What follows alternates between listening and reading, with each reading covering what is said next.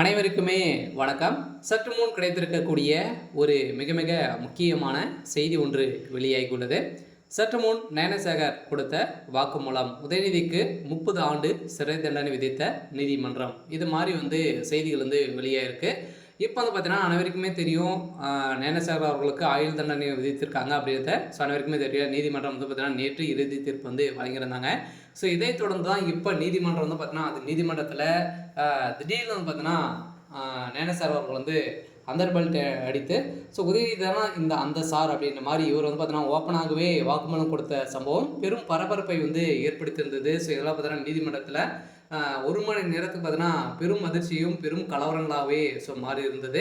இந்த கலவரத்தின் அடிப்படையில் அதிரடியாக பார்த்தீங்கன்னா நயனசேகர் அவர்கள் பார்த்தீங்கன்னா கொலை செய்ய முயற்சி செய்த சம்பவம் அதிர்ச்சியை அளிச்சிருக்கு. இந்த நேரம் தான் அதிரடியாக இப்போ உதயநிதி ஸ்டாலின் அவர்களுக்கு பார்த்தீங்கன்னா இதில் உறுதுணையாக இருந்த உதயநிதி ஸ்டாலின் அவர்களுக்கு இவருக்கு மீண்டும் ஒரு 30 ஆண்டுகள் சிறை தண்டனை விதிக்க போகிறதாக இப்போ நீதிமன்றம் ஒரு அதிர்ச்சியான தகவல் பார்த்தீங்கன்னா வெளியாகி வருது.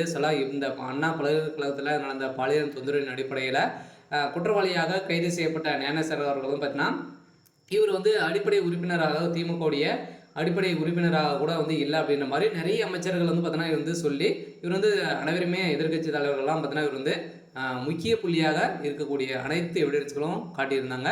இதைத் தொடர்ந்து இந்த அண்ணா பல்கலைக்கழகத்தில் நடந்த மாணவி கொடுத்த வாக்குமூலத்தின் அடிப்படையில் தான் இப்போ அதிரடியாக நயனசேகர் அவர்கள் பார்த்தீங்கன்னா சொல்லிவிடுவது மட்டும் தான். அனைத்துமே உதயநிதி ஸ்டாலின் அவர்கள் செய்த அனைத்து சம்பவங்களுமே பார்த்தீங்கன்னா ஒரு மாணவி இப்போ நீதிமன்றத்தில் ஆஜராகி அவர் கொடுத்த வாக்குமூலத்தின் அடிப்படையிலும் அதே மாதிரி தகுந்த எவிடன்ஸ் கொடுத்துருக்கக்கூடிய நிலையில் தான் இப்போ உதயநிதிக்கு பக்கம் பார்த்தீங்கன்னா இந்த வழக்கு திரும்ப இருக்கு.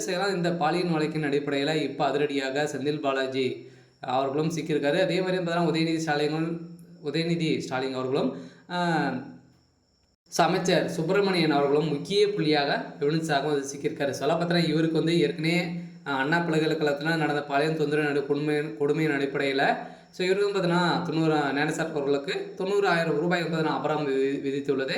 அதே மாதிரி குறைந்தபட்சம் அவருக்கு பார்த்தீங்கன்னா மகளிர் ஆணையம் 30 ஆண்டுகள் சிறை தண்டனை அனுபவிக்க வேண்டும் என்று அதற்கு பிறகே அவரது விடுதலை குறித்து பேசுவோம் அப்படின்றத மகளிர் நீதிமன்றம் பார்த்தீங்கன்னா தீர்ப்பளித்திருக்காங்க.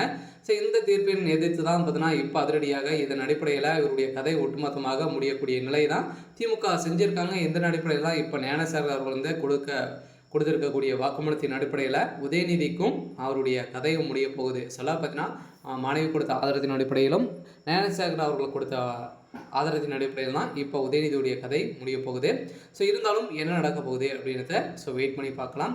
இது மாதிரி செய்திகளை தெரிஞ்சுக்கணும் அப்படின்னா மறக்காமல் நம்மளுடைய சேனலை சப்ஸ்கிரைப் பண்ணி சப்போர்ட் பண்ணுங்கள். தேங்க்யூ.